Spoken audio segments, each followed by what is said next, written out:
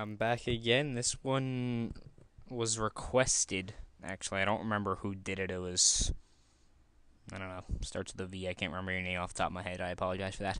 Um, what I'm gonna do is show you basically a walkthrough of the PSD of the Chris Jericho signature I made for the battle.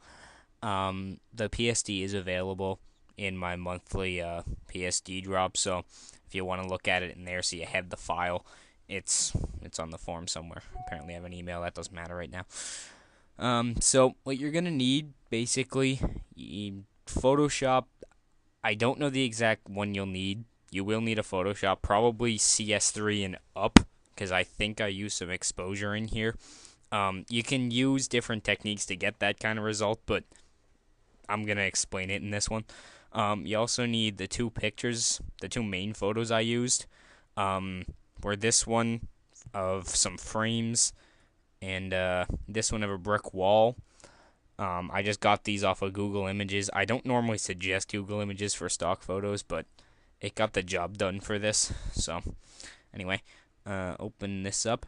What you're going to want to do as soon as you make your canvas is open up your image of the brick wall and pop that on there.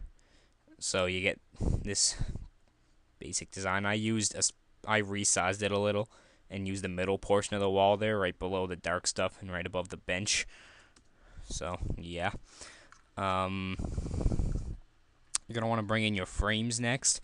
And you'll notice if you look at the frames here, they're at an angle, but the ones I have aren't. All I did, I'm not really going to show the exact process again. I don't remember exactly what I dragged to do it.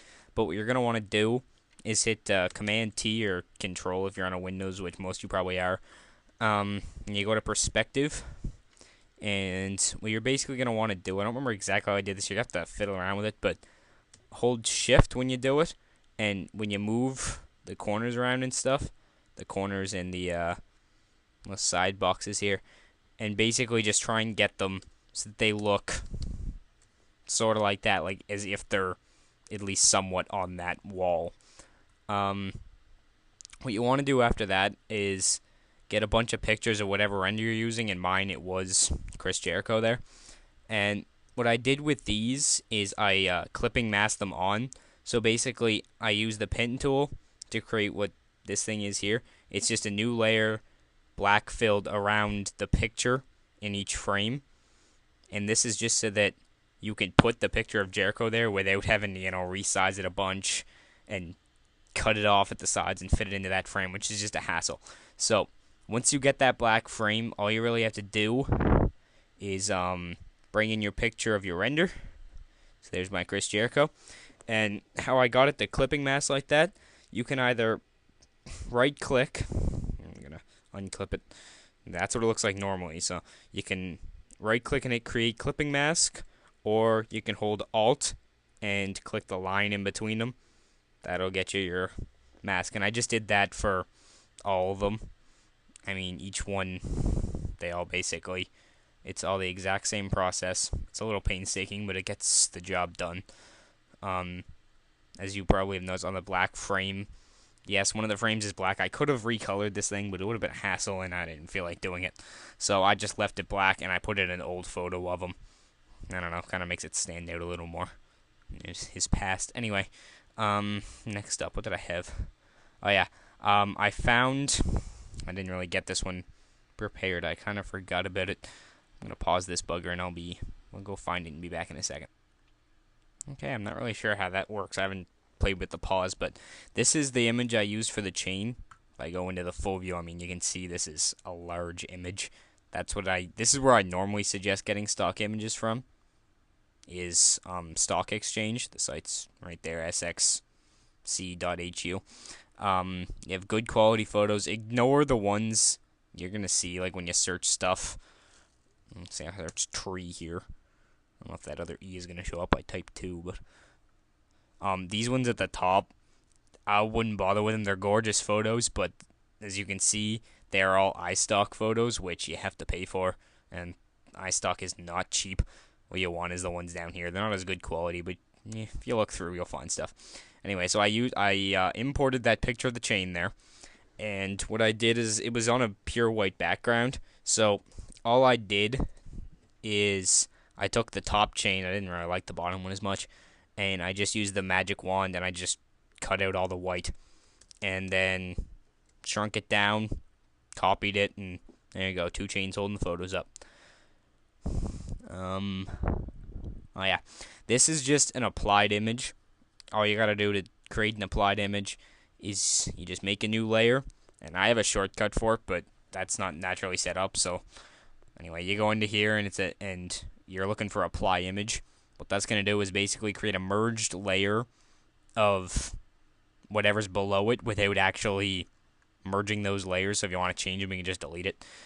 So I made that, and then this is to get kind of a bit of lighting on. As you can see, it darkens up that bottom corner a little. All this is a curves layer. I just dropped the curve a little bit, and then you fill the vector mask that'll naturally pop up, fill it with black, and then just brush on the white. And what the vector mask will do is whatever is white on it will show up, and whatever is black won't. So say I brush on some white up in this corner, you see it darkens up there. That's because it's now showing up in the vector mask. So basically, you just want it a little dark on one corner to make it seem like there's an actual light source coming in on this wall. I did basically the same thing, but I put the curve the opposite direction, and that just lightens up that opposite corner again, just to emphasize a light source, which I just made right there. All I did is just new layer, paintbrush tool with some white, and just clicked somewhere around there. You put it up high enough, you'll get that nice little glow without having a giant white dot. Added some text in here. This font, I don't remember. I used Cocaine Sans there. I don't remember exactly where I got that from. It's probably off of duffont.com. Good site for fonts. You can get some decently high quality ones. And I took a stock here. It's just, I don't remember where I got it from. I think it's either the Andre 3000 one, which you can find kicking around a lot, or it's one of Concrete. I don't remember which one, but either way, you just take a decently grungy stock, somewhat white on it so that it at least matches the color, and you just clip it right to the text. See, if I unclip this, I shrunk it down a little. Yeah, that is the Andre 3000 one, I think. Anyway, so yeah, and then it gives it a little bit of texture on the text.